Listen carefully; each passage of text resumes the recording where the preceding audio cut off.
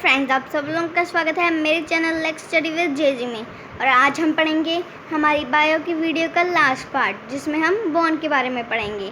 Bone एक hardest connective tissue है जो स्केलेटन फॉर्म करता है वर्टिब्रेट्स के अंदर। ये मैट्रिक्स एंड सेल्स का बना होता है। मैट्रिक्स बहुत सारे इनऑर्गेनिक सॉल्ट से बना होता है। Example calcium carbonate, calcium fluoride, calcium phosphate and magnesium phosphate. ये हमारी बॉन्ड्स को स्ट्रॉन्ग एंड हार्ड बनाते हैं। मैट्रिक्स एक कंसेंट्रेटिक लेयर की फॉर्म में प्रेजेंट होता है हमारी सेंट्रल कैनाल के आसपास। बॉन्ड सेल्स एक मिनट स्पेस में प्रेजेंट होते हैं जिन्हें हम लैक्यूने कहते हैं। बॉन्ड्स यूजुअली होलो होते हैं और वो एक कैविटी कंटेन करते हैं जिसे हम मैरो कैविटी कहते हैं। और ये बोन मैरो से भरी हुई होती है और जो ब्लड वेसल्स को सप्लाई करती है। रेड ब्लड सेल्स और जो वाइट ब्लड सेल्स होते हैं वो बोन मैरो में ही फॉर्म होते हैं। अब हम इनकी लोकेशन जान लेते हैं कि ये कहाँ होते हैं। बोन एक हार्ड कॉम्पैक्ट टिश्यू है जो रेडियड एंडोस्केलेटन को फॉर्म करता है एनिमल की बॉडी के अंदर। अब हम उसके फंक्शंस जान लेते हैं। बॉन्ड्स फ्रेमवर्क को फॉर्म करती हैं जो प्रोटेक्ट करता है इंटरनल ऑर्गन्स को। Example heart, lungs and brain. ये एक रिजर्वॉयर है कैल्शियम फॉस्फोरस एंड प्रोटीन्स का।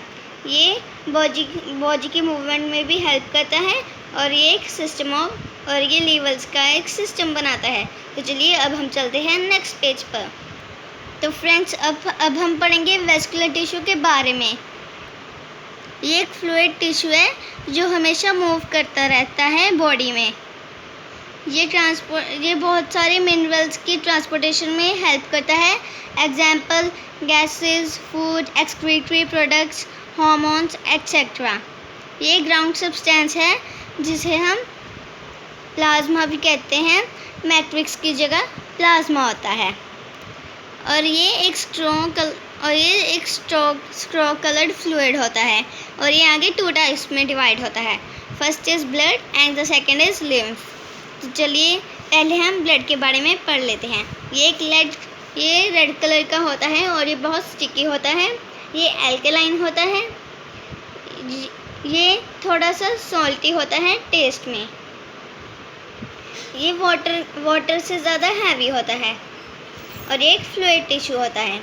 ये 2 पार्ट्स का बनता है, the plasma and the 3 types of cells.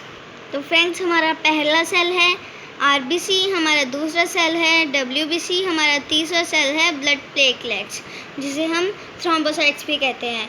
तो चलिए अब हम ब्लड का फंक्शन जान लेते हैं। ब्लड का मेजर फंक्शन है सब्सटेंसेस को ट्रांसपोर्ट करना एक बॉडी पार्ट से लेकर अनदर बॉडी पार्ट तक बॉडी के अंदर। ये इंक्लूड करता है nutrients, metabolic wastes, hormones and gases. ये टेम्परेचर को मेंटेन रखता है बॉडी के अंदर।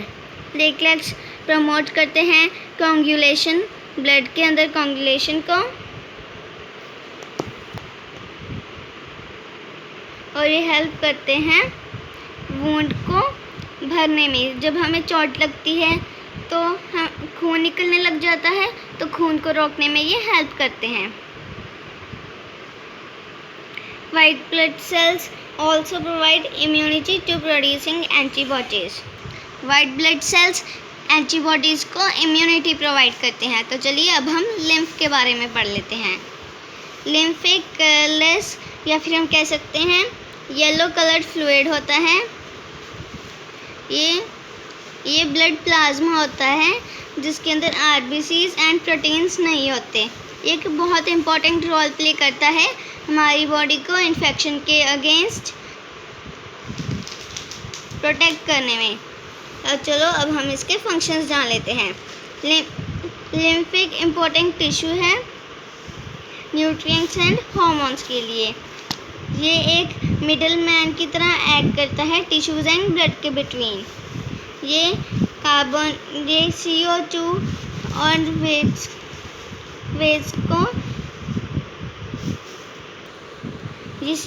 वेस्ट को टिश्यूज से बाहर निकालता है और ब्लड एंड न्यूट्रिएंट्स तक पहुंचाता है। फिर ब्लड एंड न्यूट्रिएंट्स से ये ऑक्सीजन की तरफ जाते हैं, उसके बाद ये हार्मोन्स की तरफ जाते हैं और फिर एंड में ये फिर से ब्लड के पास जाते हैं और फिर से ये टिश्यूज़ के पास ही वापस आ जाता है।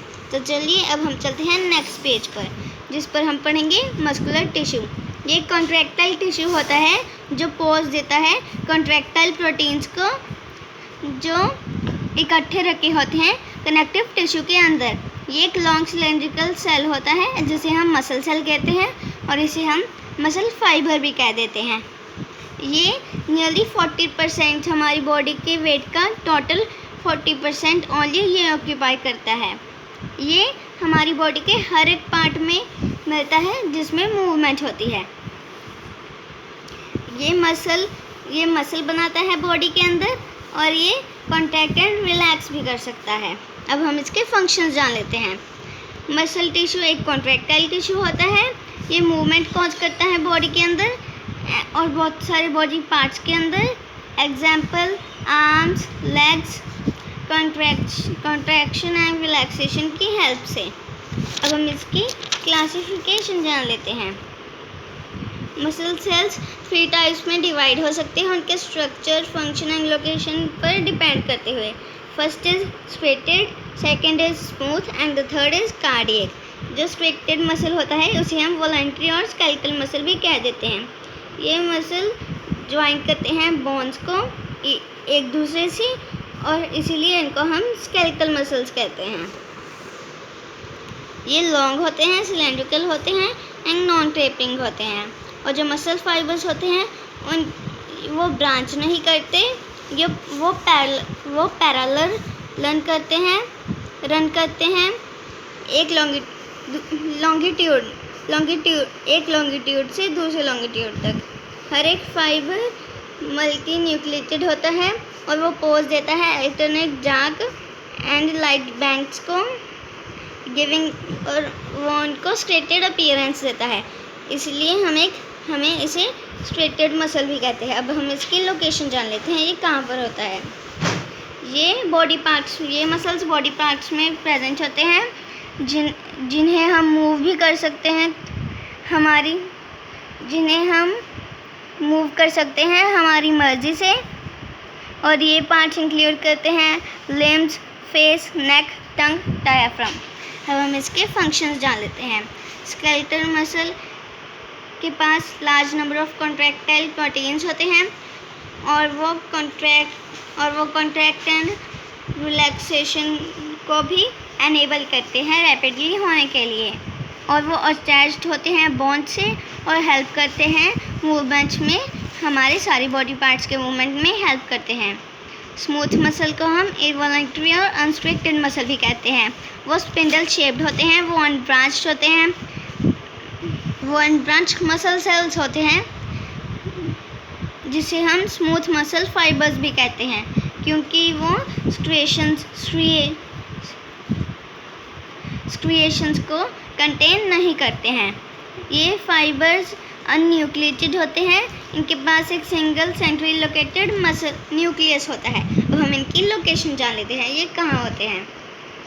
और जो स्मूथ मसल्स होती हैं वो हमें विसरल ऑर्गन्स में मिलती हैं। Example walls of stomach, intestine, oesophagus, urinary bladder, blood vessels, iris में एंड ब्रोंकाई एक्सेट्रा में। अब हम इनके फंक्शंस जान लेते हैं। स्मूथ मसल्स इनवॉलंटरी मसल्स होते हैं और वो कॉन्ट्रैक्ट एंड रिलैक्स नहीं कर सकते हैं हमारी मर्जी से। स्मूथ मसल्स प्रेजेंट होते हैं गैस्ट्रोइंटेस्टिनल वॉल में, जो ट्रैक्ट करती है और हेल्प करती है पेरिस्टाल्टिक मूवमेंट्स में। और ये मूवमेंट्स प्रोग्रेसिव मूवमेंट्स होती हैं जो पुश करती हैं फूड को डाउनवर्ड, जो फूड को डाउनवर्ड पुश करती हैं एक वेव लाइक मैनर में। वो हम कार्डियक मसल के बारे में जान लेते हैं, जिसे हम स्पेशलाइज्ड मसल भी कहते हैं। वो involuntary striated and non fatigued muscle fibres होते हैं जो अकर करते हैं वॉल में, हाथ की वॉल में। तो चलिए अब हम नेक्स्ट पेज पे चलते हैं। जैसे कि हमने पढ़ा था, हाथ की वॉल को वो बनाता है जो प्रिपेयर करती है रिदमिक कॉन्ट्रैक्शन एंड रिलैक्शन को कंटिन्यूसली। वो कंपोज्ड होते हैं सिलेंड्रिकल नॉन टेपरिंग फाइबर्स से, पर वो छोटे होते हैं स्केलेटल मसल फाइबर्स से। अब हम इनकी लोकेशन जान लेते हैं। ये मसल्स एक्सक्लूसिवली हाथ में फाउंड होती हैं। अब हम इनके फंक्शंस जान लेते हैं। कार्डियक मसल्स इनवॉलंटरी मसल्स होती हैं, जिन्हें हम स्मूथ मसल की तरह, और ये अंडरगो करती हैं रिदमिक कॉन्ट्रैक्शन एंड रिलैक्सेशन को, और वो कॉन्ट्रैक्ट एंड रिलैक्स करती हैं, और वो वर्क करती हैं कंटिन्यूसली, बिल्कुल भी रेस्ट करे बिना। कॉन्ट्रैक्शन एंड जो रिलैक्सेशन होती है कार्डियक मसल की, वो उसके कारण पंपिंग एक्टिविटी होती है हार्ट की। तो चलिए अब हम अपने लास्ट टिश्यू की तरफ चलते हैं, जिसे नर्वस टिश्यू कहते हैं। नर्वस टिश्यू एक हाईली स्पेशलाइज्ड टिश्यू होता है जो कंसिस्ट करता है बेसिक यूनिट्स को, जिन्हें हम न्यूरॉन एंड नर्व सेल्स कहते हैं, जो ट्रांसमिट करते हैं मैसेजेस हमारी बॉडी के अंदर। अब हम इसका स्ट्रक्चर जान लेते हैं। न्यूरॉन थ्री पार्ट्स का बनता है। First is cyton, second is dendrites and the third is axon. पहले हम साइटोन के बारे में जान लेते हैं। साइटोन, या फिर हम कह सकते हैं सेल बॉडी, जो कंटेन करती है सेंट्रल न्यूक्लियस को। सेकेंड इज डेंड्रॉन्स, या फिर हम कह सकते हैं शॉर्ट प्रोसेसिंग एरिजिंग साइटोन से, और फर्दर ब्रांचिंग करती हैं वो डेंड्रिटिस तक। अब हम एक्सॉन के बारे में बात करते हैं। एक्सॉन एक सिंगल लॉन्ग सिलेंड्रिकल फाइबर है जो एक्सटेंड करता है साइटोन तक। नर्वस टिश्यू एक हाईली स्पेशलाइज्ड टिश्यू है रिसेप्शन एंड डिस्चार्ज स्टिमुली